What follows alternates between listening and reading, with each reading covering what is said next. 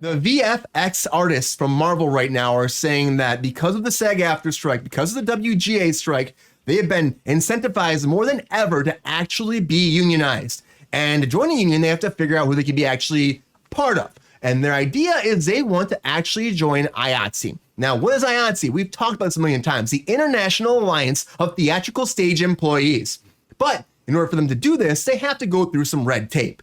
And it's a big thing, and that's why they haven't been. There's been jobs going overseas for years. And it's been like 21 of these small production houses have been shut down because jobs are going overseas. Like since 2003 till now, it's like they just keep shutting down. And Marvel has lasted because look at the Marvel movies. They're freaking huge. It's all special effects. So these people have been able to keep their jobs, but they're saying that they're worried about their future, so they want to be unionized. They've been trying for a decade. But until now, no one's been listening. But everyone's listening because unions matter right now more than ever. So they're putting it out there, and they actually went to the IATSE chief of staff, and he said, the president said, we are witnessing an unprecedented wave of solidarity that is breaking down old barriers in the industry. But it doesn't happen in a vacuum, okay? It's not like right now. It can't all happen at once. In order for this to happen, the National Labor Relations Board still has to do due diligence on the Marvel VFX request. Only after that's complete will they be able to actually vote. And they have to vote, and they have to be all together, and they have to say, okay, we want to join this union, and then they'll be able to join IATSE.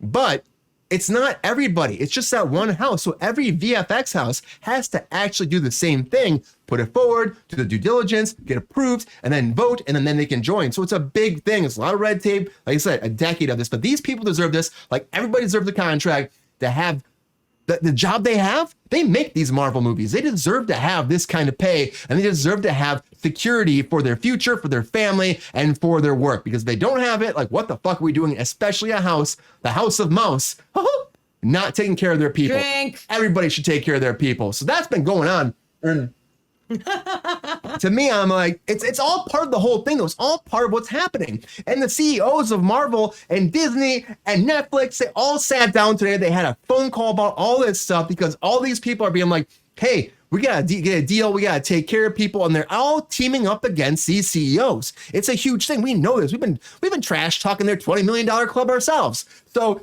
that's what's been happening. So they sat down today talking about Bob Iger. We're talking about, Zaslav. We're talking about everybody involved, Dana Walden and Alan Berger from Disney. We're talking about Donna Langley from Universal. We're talking about everybody. They all got together on a joint call to talk about how we can end this strike and get together. Now, they haven't made a press announcement about this, but they had a meeting, and it's big moves because apparently they want something done by the end of the month. Now, will it happen? Who knows? They've had 3 consecutive days of actually meeting, going back and forth about contracts. The biggest things they're still fighting over right now, though, really is including a minimum staffing for TV shows. And they don't want to do that. They want to be like, we don't need that many people. It's not true. We don't need that. And also the residuals thing is a big thing. They want a viewership-based residual. So if a streaming show, and they already said they've given the numbers. So if the viewers are huge, they think they should get bigger residuals based off that because it should be based off of viewership and not based off like, oh, we don't know. Let's give you a number. It should be based off how many people are watching it because that makes more sense. And they are still battling. A lot of insiders are saying that no, they thought the WGA would lay down and take it, and they haven't. Sorry, did you just roll out of the VFX situation? I did. I'm putting it all together.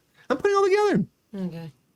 But there's a lot of news here. We can all talk about, but there's a lot of news here. Also, the WGA actually went forward and they issued a report on Thursday saying that the government needs to get involved too. They're saying that all these people like Netflix, Amazon, we're talking about Disney, they're becoming like these big conglomerates that are just monopolizing the industry. And they're getting too big, they're saying. They need to be stopped. That's so shocking. Are you fucking kidding? Right? And that's the reason why they're dealing with this problem. They're saying because they're getting too big. They're saying that these new gatekeepers have assembled a market power that mergers and antitrust laws are all fucking broken, and they're offering alarming low wages, and it's hurting the consumer because they're raising prices and they're not paying their people, and it's causing less and less artistic creativity to be out there. And they put to the government. And the AMPTP tried to do that before, like get the government involved in negotiations, like the last day of SAG-AFTRA before they struck. And it was like a whole thing. It's like, so they're kind of getting their own medicine thrown back at them. But it's a lot happening with this whole strike thing. You got the visual effects people trying to join the fray. You got the producers talking behind closed doors in the fucking huddle, being like, how much you get paid? 25 million. I paid 20, 30, 40 million. Should we give them 5%? No, 1%. No, we don't do that. And then you got the fucking WJ going back and being like, this is bullshit. It's a lot of stuff happening, big updates with this right now. So I put it out there. What do we think? Do we think that, like, okay, Sabrina, hear all this. I mean, it's a lot to digest. It's a lot to digest, right? So do you think that do you think first of all the visual effects people will get a contract? Think that's going to happen? I mean, I hope so. Do I think so? Probably not. They're already making all these other fucking concessions. I feel like it's, I mean, I know it's a good time to do so right now, but like in a case where someone is not already unionized, unfortunately, it's very easy to just go somewhere else or find new fucking people. And I think with what they're going to have to concede to in order to make a deal with the writers and the actors, they're probably not going to want to spend any more money. They're probably not going to want to let that happen. However, that being said, like Lexi said in the chat, which I didn't put up because I know, like, I didn't want to fuck with your flow ghosted there. Until today, I had no idea that they weren't union. That is ridiculous. That you could be working on, a fucking Marvel movie, which, I mean, look at, like, I mean, this current phase, I guess maybe, I mean, still same with the visual effects, but like money-wise, the previous phase probably raked in the most money out of any superhero situation ever in the history of life, right? Those people who make 90% of the fucking movie are not unionized? Like, that's fucking insane. That's insane. And it's what is going on here? It's Zaslav enjoying a nice day in his sun. At the fucking Four Seasons? Like, what the fuck you, bro? Also, he makes $2 million a week. So he can kindly go fuck himself. I say that all the time, and I want everybody to know it. Disrespectfully go fuck himself. Yeah. Yeah, you're right. You're right. Kindly doesn't work out for him. It's something that I'm so used to saying. So yeah, I had no idea that they weren't unionized at all. And that's like really offensive to me. And I just don't understand how someone could be working on such a big budget film. Like, I understand, if I made a movie and I needed someone to like teleport me out of a house in a shot, yeah, I couldn't afford a union person to do that. Like, so someone maybe out of college, hey, AFI guy who studies at VFX, can you help me out? But like Marvel, like, you're not unionized. Like the same thing with like the animators that weren't unionized, or like, the people over at SNL who were doing the editing, all the editors that were in live, the editing. Yeah. Like, what do you mean you're not like that? It doesn't, I'm shocked, still shocked and still in awe. So obviously I hope, that this goes in their favor. I just in the current climate and what the AMPTP is already giving up. And also, I don't know the process of this. Like, who you're lobbying to IATSE, and then IATSE has to fight for you. But IATSE's not on strike. The writers are on strike. No. The actors are on strike. Like, so I just don't know. I think it's a great time to have your voice heard because nothing really is going. There's nothing to muffle you right now because all it is fucking space. There's just space right now. There's nothing being made. There's nothing happening. There's nowhere that you can be shut down technically. So it's a great time to voice your concerns. But if you've been trying to do this for 10 fucking years, like what? It's like we're only hearing about it because there's nothing else to hear about in the entertainment industry, which is pretty fucked, So I really hope, and I mean, if I were a praying person, I would be praying for you because that is super fucked. It's a lot. Luckily, people who are working for Marvel are they probably saw the Secret fucking Wars or Secret Invasion or whatever the fuck that shit show was, and they're probably like, well, we better unionize because we're getting fucked now. Nobody gives a shit about this crap anymore. Joking aside, you deserve it. It's ridiculous. I don't know and the shittiest part is like you're probably like, oh, I did all the visual effects on fucking this amazing fucking Marvel movie. And your parents are like, oh my god, you must be doing great. And they're like, no, I live in a 1-bedroom apartment, can barely pay my rent. Yep. What? I spent hours and days of my life to make this stuff happen. You made all that shit happen in Quantum Mania where like literally every scene is fucking VFX. Like you did that and you can't pay your bills? That's fucked. And it's on a very, very strenuous work for or a timeline, I should say, because these people are like being rushed. Hence why they're doing like, even after it comes to theaters, they're changing the whole thing. They like you'll watch it opening day, and the next weekend it'll be a whole different thing. They'll change the visual effects. So they're still tweaking it, even in the ones that's in theaters, which is nuts. And you see it all the time because they don't have enough time to do it. And these people are working non-union rates. It's insane. Wait, who deserves it? Ethan Jackson. Welcome to the show. Welcome to Cruise Control. But who does? Are you saying like wait, what is that? Maybe it's talking about the Millionaire Club. I don't know. Yeah, What, Ethan? what is the comment? We need more clarity here. We need to know because we want Curious to minds, talk about. inquiring minds want to know. But yeah, I Do mean, we have it's to a fight lot. you or not, Ethan? Let us know. No, no, Ethan, we don't want to fight you. We love you. You're amazing. Welcome to Cruise Control. Please tell us what you're talking about because we want to further delve into things that our viewers care about. But that's the whole thing about all this, though, too. It's like, yes, maybe they could try to unionize. They have to go through a lot of red tape. But then, like, there's no, I mean, they're one group. Again, like I said before, there's a million houses right now. There's not a million, but there's a bunch of houses that are post-production houses. And Marvel just has their group. But if their group says, hey, we'll be unionized, what's stopping Marvel from going to a different group and firing all those people?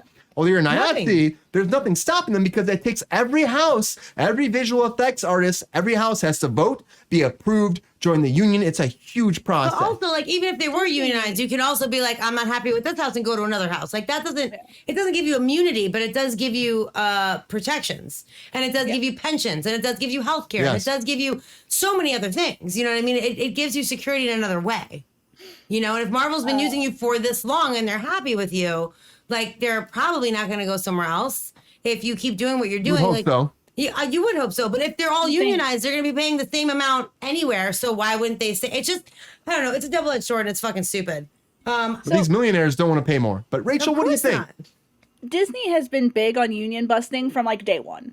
Like back in the day, back in like the 30s, they were union busting. So they're going to put a lot of effort into trying to make this union not happen, because not only do they have all the Marvel, they also have all of LucasWorks, which is huge for VFX works. So they're going to have all of the fucking Star Wars shit. Biggest major outputs of VFX are under their umbrella, and 100%. They do not want to pay for fucking anything. Rachel. Disney is notorious for not wanting to fucking pay.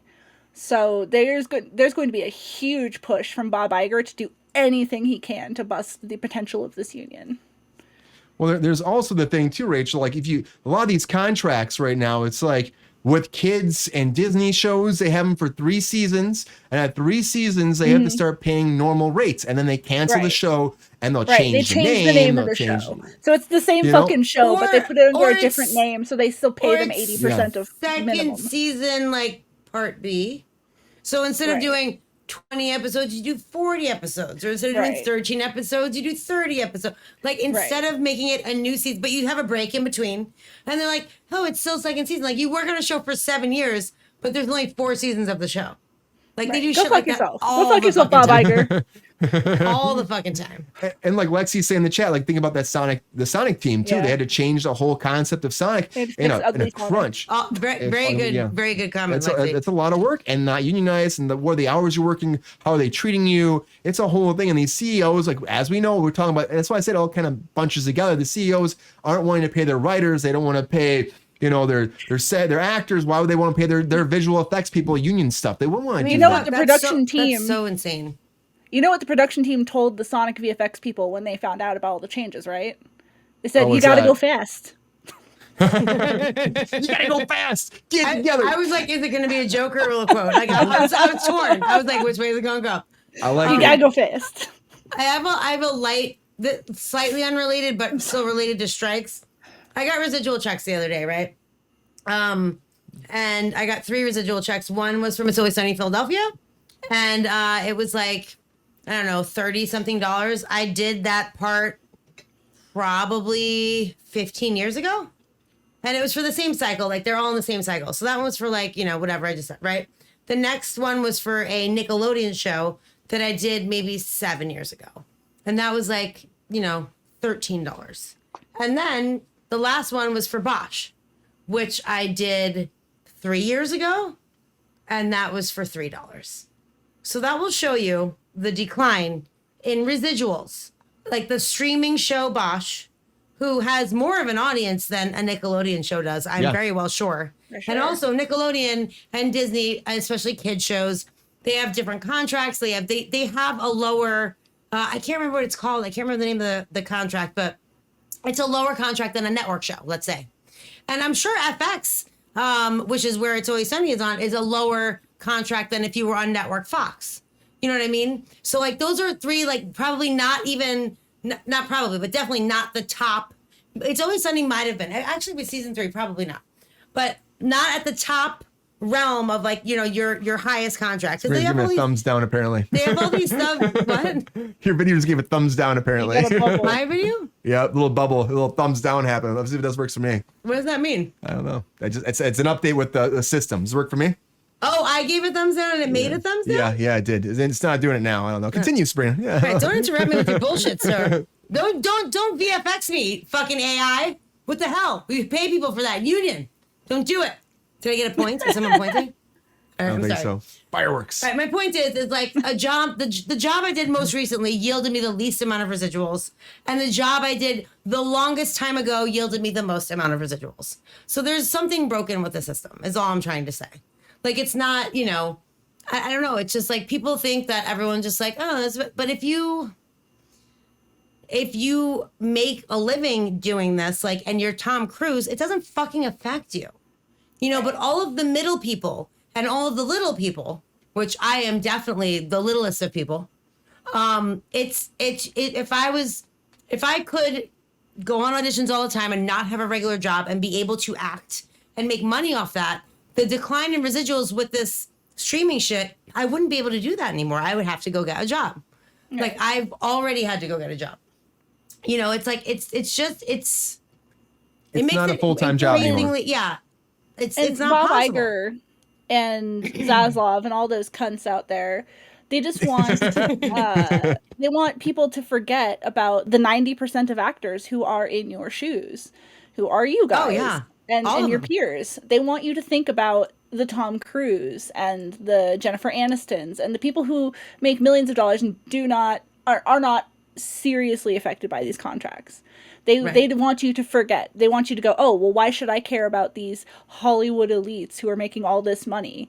Like, but to be fair, and 95% of actors are in your positions. Yeah. 100%. But like those people, like the Ryan Reynolds, Hugh Jackman, Oprah, Meryl Streep, all these people donated over 6 figures, The Rock, to the I'm not saying they like want us. You to forget. It's the producers that want you to. I'm not saying it against you. I'm just saying those people are showing support and they're striking and losing money because they know that everyone else needs it. And I'm like the little people, but think about like day player actors who work, you know, more frequently than I work. They can't make a living that way anymore. And how are you supposed to, like, if you're someone who gets, you know, you have 1 credit on this network show, 1 credit on this show, recurring maybe over here, but you're still not working like enough to be generating like, you know, a huge income. Those residuals allow you, you know, to live your life, you know, in the middle class and pursue what you love, you know, as opposed to, you know, now having to go get a job, which eliminates your ability to audition all the time or take roles or do these things.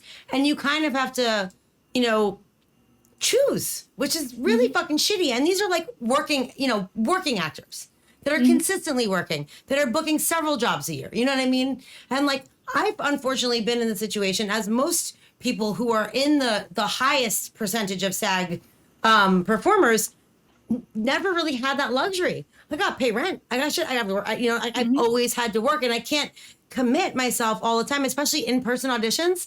My agent would be like, "I need you to go down to Fox," and I'm like, "I'm waiting tables. Like I can't." That's one of the best things about the audition process these days. Like that's not happening. It's just hard. It makes it infinitely harder for people who are, you know, trying to pursue this. And people are like, "Oh, it's so glamorous and so easy." It's like, it's not. It's not. No. It's not. If you're Tom Cruise, it's great. Yeah. And I use him as an example because he's like one of like the last like real movie stars left. You know what I mean? Really In the world, you know. So no shade to him. I'm just saying. Well, and You know, that and, those people, it's such a small fucking percentage. And the it's same thing with the eventually writers. it's eventually going to kick back on the production companies because they're the background people and the people who fill the spaces are some of the most important people who are there. You can't Not have if a you scene look scan them realistic. and pay them for one day of work and then just pepper them Right. around town. And I've been scanned. Yeah. I was saying before, I've been scanned on Ant-Man. I was scanned. Didn't think about it. They told me it was for like, you know, filling in the visual effects stuff with Paul because I was Paul. But they scanned me twice and they put me in like a Baskin Robbins uniform and they put me in the Ant-Man costume and they scanned me. But part of me is like, the more I think about it, I'm like, is that in case they want to have like a younger version of Paul Rudd someday? They're just going to use my form, my body to be that, Right. and then they're going to just put his face on me, or are they going to use me and abuse my persona in the Right. background someplace? You know, you just don't know. It's the Wild West of it. Hence why we have all these strikes right now. It's just nuts to me. It's a huge thing. And I don't really see anybody budging. Like the force out on the picket lines every day. Like I feel like the camaraderie, excuse me, the solidarity, the want and and again, I'm gonna say solidarity because like the people at the top are really pushing for the people, which never happened underneath Gabrielle Contreras or whatever. I hate her so much. Like she never fought for the little person, Oh. and like now we're in a position, and Fran Drescher's really stepping up. We would not be And, striking if our old president was still in charge. We said it a million times. She'd we be would like, not. whatever, I'm in my PJs. Let's just sign the paper and act like we're doing something and then get Baskin Robbins and fly first class to Vegas. Fuck you, bitch.